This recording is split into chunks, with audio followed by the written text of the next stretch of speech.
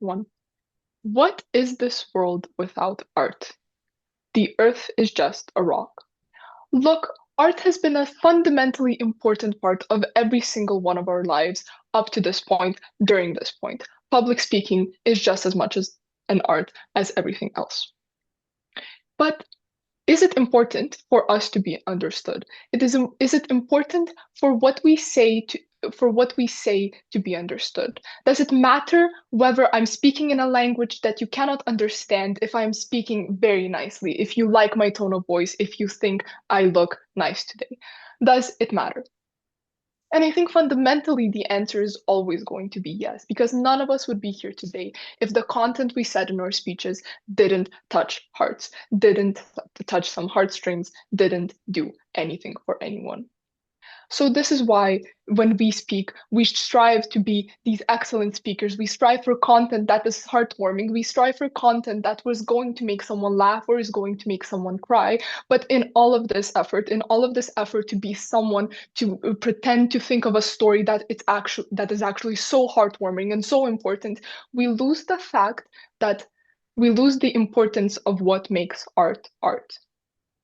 In trying to be understood, we lose our way of communication. I lied in so many of my impromptu speeches in this tournament because what I was striving for is to be understood. What I was striving for is to be someone who mattered. But it's not about being understood, and art is not about being understood. What makes it valuable is what we feel when we're saying it. But let's talk about something else.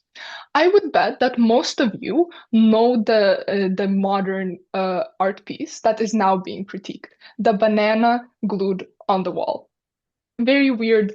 Who even does that? And did you know that it's sold for a lot of money, right? But who the hell would buy something that looks like it was made by a 6-year-old, a piece of tape, and a banana?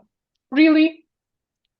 But when we dig deeper, and when we try to understand what was being said, we understand that this art piece specifically was a critique of a world in which art no longer needs a meaning. A critique of a world where art does not need to be understood to be valued at millions, at thousands, at billions of dollars. It was a critique of art that has no meaning. But then again, art really doesn't need a meaning, does it? We think of Yves Klein, and did you know that he created a new shade of blue? It was a completely new shade of blue, and all of his art pieces were just that one shade of blue. The most famous one is just a 3-on-3 canvas colored with that color. And it has no meaning. It has no intrinsic value, but it's just so cool that something is new and something does not need to be understood. So, in the end, we lose ourselves when we try to be understood too much, and then art is not valuable to us. But then again, art does need to be understood and does need to have some kind of meaning for it to be valuable, right? Because I mean, is art if art is not something with a meaning? But then again, some things are just so cool to look at and they're so valuable, and I would pay thousands of dollars for that new shade of blue.